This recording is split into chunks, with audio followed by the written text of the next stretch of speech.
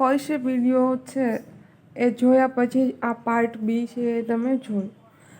અહીંયા આપણે શું કરશું પ્રેક્ટિકલમાં, તો કે હવે ઓબ્ઝર્વેશન નોટ તરફ જશું. તો ઓબ્ઝર્વેશન નોટમાં તમને આપેલી કઈ કઈ વસ્તુ હશે, તો કે વિસ્કોસિટી ઓફ વોટર અને ડેન્સિટી ઓફ વોટર.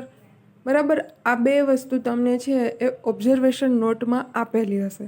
બાકી તમારે લિક્વિડની ડેન્સિટી ફાઇન્ડ કરવા માટેની બધી કેલ્ક્યુલેશન બધા ઓબ્ઝર્વેશન નોટ છે એ તમારે ફાઇન્ડ આઉટ કરવાના રહેશે. તો તેમાં તમને આપેલું છે કે એમ્પ્ટી ગ્રેવિટી બોટલનો વેઇટ છે એને W1 કહેશું. પછી એવી જ રીતે વેઇટ પ્લસ લિક્વિડ એનો વેઇટ કરશું એને W2 કહેશું.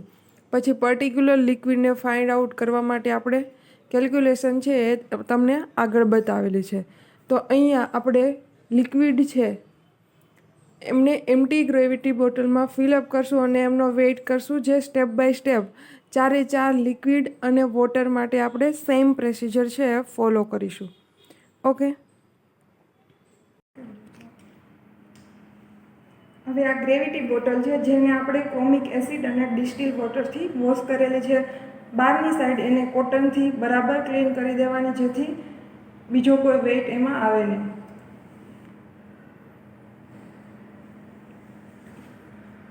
તો એમ્પ્ટી ગ્રેવિટી બોટલ છે જેનું વેઇટ છે 23.86 ગ્રામ. હવે અહીંયા મેં વોટર છે એ ફિલઅપ કર્યું છે ગ્રેવિટી બોટલમાં. એને ત્યાં સુધી ફિલઅપ કરવાનું કે આપણે બંધ કરીએ પછી કોટનથી એને સાફ કરી નાખવાનું.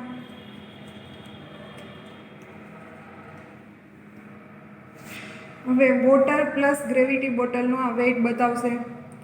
તો એમનો જે વેઇટ છે 50.37. ઓકે, તો હવે ગ્રેવિટી બોટલમાં સેમ્પલ એ એટલે કે લિક્વિડ એ જે ક્લોરોફોર્મ તરીકે હતું એ ગ્રેવિટી બોટલમાં ભરેલું છે. એમનો આપણે વેઇટ કરીએ, જેનો વેઇટ છે 65.57 ગ્રામ. તો આપણી પાસે 10 mlની ગ્રેજ્યુએટેડ પીપેટ છે અને સેમ્પલ એ લિક્વિડ એ જે ક્લોરોફોર્મ તરીકે લીધેલું હતું એ.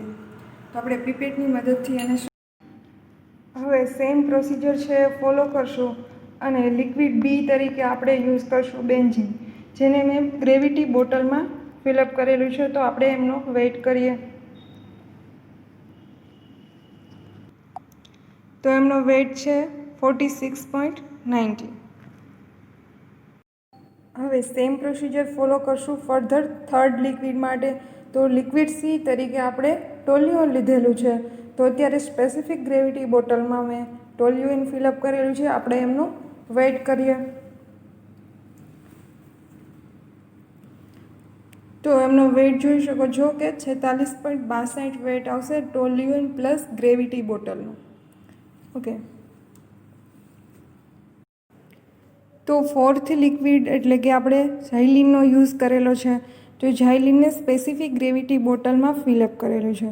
તો એમનો આપણે વેઇટ કરીએ, સ્પેસિફિક ગ્રેવિટી બોટલ પ્લસ ઝાઇલિનનું સોલ્યુશન. તો એમનો વેઇટ તમે જોઈ શકો છો કે 46.46 બતાવે છે.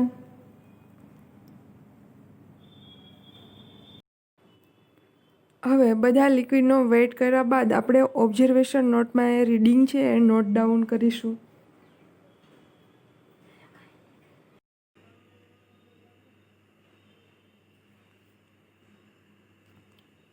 તો ઓબ્ઝર્વેશન નોટમાં જોઈએ તો ફર્સ્ટ તો આપણે જે પ્રેક્ટિકલ કરશું સરાઉન્ડિંગ ટેમ્પરેચર જોઈએ, યાની કે રૂમ ટેમ્પરેચર, જે mostly 27 to 30 degree Celsius temperature હોય છે અને આપણે રૂમ ટેમ્પરેચર પર જ પ્રેક્ટિકલ કરવાનું રહેશે. Okay, then density of water at room temperature 0.9956. Okay, તો રૂમ ટેમ્પરેચરનો યુઝ કરીશું એટલે કે રૂમ ટેમ્પરેચરે જેટલી ડેન્સિટી છે વોટરની તે તો તમને આપી દીધી છે. હવે જો એને રાઉન્ડ ઓફ કરીએ તો નિયર અબાઉટ 1 આપણે એમને કહી શકીએ. Okay, then viscosity of water at room temperature is equal to 0.00807 poise. અહીંયા તમને વિસ્કોસિટી છે એ પોઈઝના યુનિટમાં આપેલી છે, તો આપણે જે ફાઇન્ડ કરશું એ બી આપણે પોઈઝમાં જ મળવી જોઈએ. Then weight of empty gravity bottle. હવે અહીંયા આપણે શું કરીશું તો કે ગ્રેવિટી બોટલ છે એમનો વેઇટ કરીશું.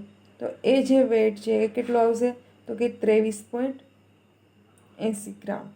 હવે અહીંયા જે વેઇટ છે એ ગ્રામમાં બતાવેલો છે, જે આપણે પ્રેક્ટિકલમાં પરફોર્મ કર્યા છે.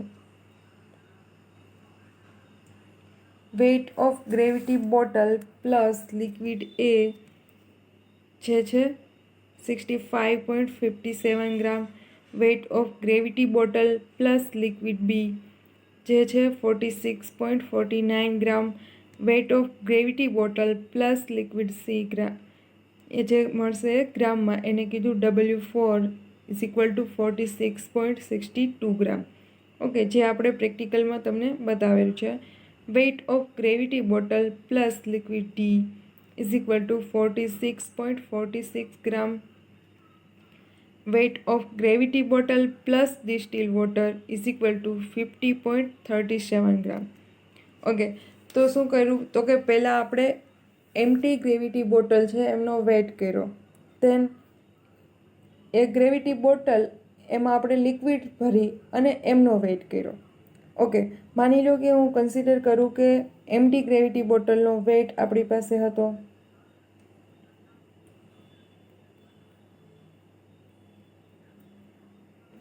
23.80 એન્ડ આપણી પાસે ફિફ્થ જે છે reading weight of gravity bottle plus liquid A છે 65.57 ગ્રામ. હવે ટોટલ જે વેઇટ છે એમાંથી આપણે એમ્પ્ટી ગ્રેવિટી બોટલનો વેઇટ માઇનસ કરીએ તો જે મળશે વેઇટ એ આપણે શું મળશે તો કે એ પર્ટિક્યુલર લિક્વિડ એનો વેઇટ હશે. ઓકે, એવી જ રીતે બધા જ લિક્વિડ સેમ્પલ અને આપણું વોટર છે એમના માટે આપણે કેલ્ક્યુલેટ કરી શકીએ. ઓકે, તો જોઈએ વેઇટ ઓફ લિક્વિડ એ is equal to W2 minus W1. એટલે W2 શું હતું તો કે ટોટલ વેઇટ, યાની કે ગ્રેવિટી બોટલ પ્લસ એમાં લિક્વિડ ભરેલું એ, એમાંથી આપણે એમ્પ્ટીનો બાદ કરશું એટલે જે મળે છે એ લિક્વિડ એનો વેઇટ હશે. એવી જ રીતે લિક્વિડ બી માટે તો કે લિક્વિડ બીનો જે વેઇટ એ શું હશે તો કે W3 માઇનસ W1. તો W3 શું હતું તો કે સ્પેસિફિક ગ્રેવિટી બોટલમાં આપણે લિક્વિડ બી ભરેલું હતું અને એનો વેઇટ હતો, એમાંથી આપણે એમ્પ્ટી ગ્રેવિટી બોટલ માઇનસ કર્યું તો જે વેઇટ મળશે એ લિક્વિડ બી માટે. ઓકે, એવી જ રીતે સી એન્ડ ડી માટે, એવી જ રીતે વોટર માટે પણ આવી રીતે આપણે લિક્વિડનો વેઇટ છે ફાઇન્ડ આઉટ કરી શકીએ.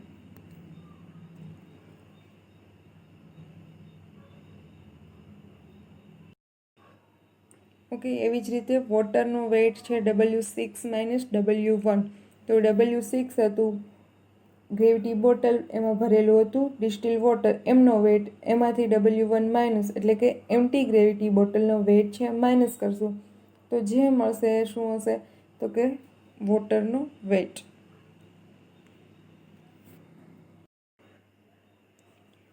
હવે અહીંયા તમને બતાવેલું છે ઓબ્ઝર્વેશન ટેબલ. એમાં ફર્સ્ટ જે કોલમ છે એમાં બતાવ્યું છે serial number, then liquid, specific density of liquid, then absolute density of liquid જેને symbolize by dx, then time in second, પછી લેશું એવરેજ ટાઈમ જેને કીધું છે tx, રિલેટિવ વિસ્કોસિટી એમને ηx is equal to dx multiply tx divide by dw multiply tw. Okay, ત્યાં શું છે તો કે dx એટલે કે આપણે એબ્સોલ્યુટ ડેન્સિટી છે એ ફાઇન્ડ કરશું, એને મલ્ટીપ્લાય એમનો average time divide by dw એટલે કે એબ્સોલ્યુટ ડેન્સિટી છે વોટરની આપને ખબર જ છે આપી દીધી છે જે 1 છે અને ટાઈમ છે એ આપણે મેઝર કરશું. ધેન લાસ્ટ કોલમ બતાવેલી છે absolute viscosity ηm is equal to dx multiply tx divide by dw multiply tw અને આ બધાની મલ્ટીપ્લાયમાં ηw. ઓકે, એટલે કે રિલેટિવ વિસ્કોસિટી મલ્ટીપ્લાય તમે વોટરની વિસ્કોસિટી કરો તો જે મળશે એ મળશે એબ્સોલ્યુટ વિસ્કોસિટી. ઓકે, તો આપણે 1 by 1 છે એ જોતા જઈએ. ફર્સ્ટ તમને ક્લોરોફોર્મ આપેલું છે, સેકન્ડમાં બેન્ઝીન, થર્ડમાં ટોલ્યુઇન, ફોર્થમાં xylene and last one is a water. Okay, તો આ પ્રેક્ટિકલ ઉપરથી આપણે રીડિંગ છે એ લીધેલા છે જે તમને બતાવેલું છે. ઓકે, તો પ્રેક્ટિકલ પરફોર્મ કર્યા બાદ હવે આપણે એમનું ઓબ્ઝર્વેશન ટેબલ છે ફૂલ ફિલ કરીએ. એમની કેલ્ક્યુલેશન ઉપરથી તમને બધા ઇક્વેશન પણ આપી દીધેલા છે. તો કેલ્ક્યુલેશનમાં જોઈએ તો રિલેટિવ ડેન્સિટી ઓફ લિક્વિડ એ માટે વિચારીએ તો એમનું ઇક્વેશન હતું wet of liquid divide wet of water. Okay, તો વેટ ઓફ લિક્વિડ છે એ આપને મળી જશે. આપણે એના વેટ કર્યો છે એમના ઉપરથી divide by weight of water. તો એમની જે ડેન્સિટી આવશે એ હશે રિલેટિવ ડેન્સિટી ઓફ લિક્વિડ એ 1.56. ઓકે, એ જ રીતે લિક્વિડ બી માટે તો relative density of liquid B is equal to weight of liquid એટલે કે લિક્વિડ બીનું વેટ જે છે 22.69 divide by weight of water જે છે 26.57 અને ફાઇનલ આન્સર મળશે આપને 0.846. ઓકે, એ જે મળશે લિક્વિડ બીની ડેન્સિટી. એવી જ રીતે લિક્વિડ સી અને લિક્વિડ ડી માટે તમે ફાઇન્ડ આઉટ કરી શકો. આના ઉપરથી રિલેટિવ ડેન્સિટી ઉપરથી આપને મળશે એબ્સોલ્યુટ ડેન્સિટી. તો એબ્સોલ્યુટ ડેન્સિટી છે એનું ઇક્વેશન આપને ખબર છે. સ્પેસિફિક ડેન્સિટી છે એને વોટરની ડેન્સિટી જોડે મલ્ટીપ્લાય કરશો, જે આન્સર મળશે એ હશે absolute density.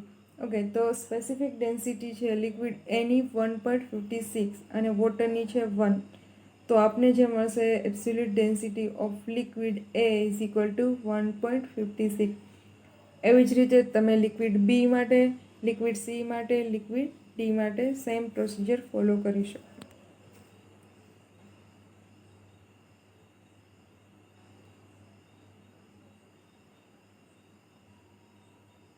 Than third one છે રિલેટિવ વિસ્કોસિટી ઓફ લિક્વિડ એ. તો રિલેટિવ વિસ્કોસિટી આપણે કઈ રીતે ફાઇન્ડ કરશું તો કે dx multiply tx divide by tw multiply tw. Okay, તો dx આપણે ખબર છે કે density of liquid multiply tx જે એવરેજ ટાઈમ છે અને છેદમાં છે dw યાની કે વોટરની ડેન્સિટી અને એમનો એવરેજ ટાઈમ. તો લિક્વિડ એ માટે છે dx એટલે 1.56 મલ્ટીપ્લાય tx એટલે ટાઈમ જે હતો એ 23.6 જે આપણે પ્રેક્ટિકલ ઉપરથી જોયું. dw છે એ 1 મલ્ટીપ્લાય વોટરનો જે ટાઈમ છે એ 21.78. તો ફાઇનલ આન્સર મળશે 1.69. એવી જ રીતે તમે લિક્વિડ બી માટે પણ ફાઇન્ડ આઉટ કરી શકો.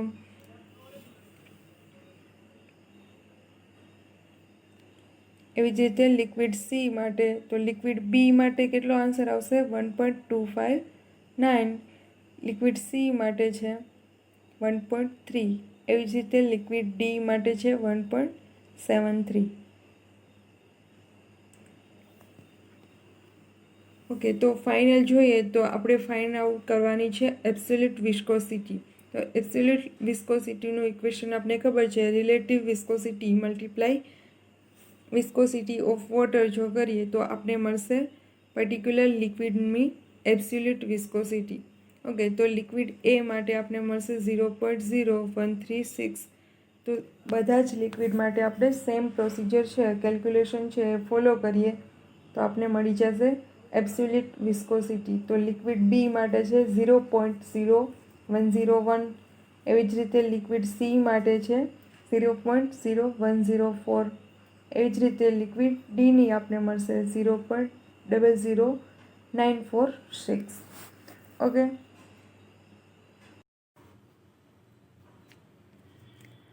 તો ફાઇનલ કેલ્ક્યુલેશન કર્યા બાદ આપણે ઓબ્ઝર્વેશન ટેબલ છે એ પૂરું કરીશું. એમાં આપણી સ્પેસિફિક ડેન્સિટી એવી જ રીતે એબ્સોલ્યુટ ડેન્સિટી છે એ સ્ટાર્ટિંગમાં ફાઇન્ડ આઉટ કરી અને એનો ટાઈમ છે એ પરફોર્મન્સ ઉપરથી આપણે મેઝર કરેલો છે. ધેન એવરેજ ટાઈમ છે એ 3 રીડિંગ આપણે લેશું પર્ટિક્યુલર લિક્વિડ માટે, એમનો એવરેજ ટાઈમ લેશું. Then relative viscosity and absolute viscosity છે એ આપણે ફાઇનલ એમની ડેન્સિટી અને વોટરની ડેન્સિટી ઉપરથી ફાઇન્ડ આઉટ કરેલી છે. ઓબ્ઝર્વેશન ટેબલ બાદ આપણે relative viscosity and absolute viscosity છે એ રિઝલ્ટમાં એમના ડેટા છે એ સબસ્ટિટ્યુટ કરીશું.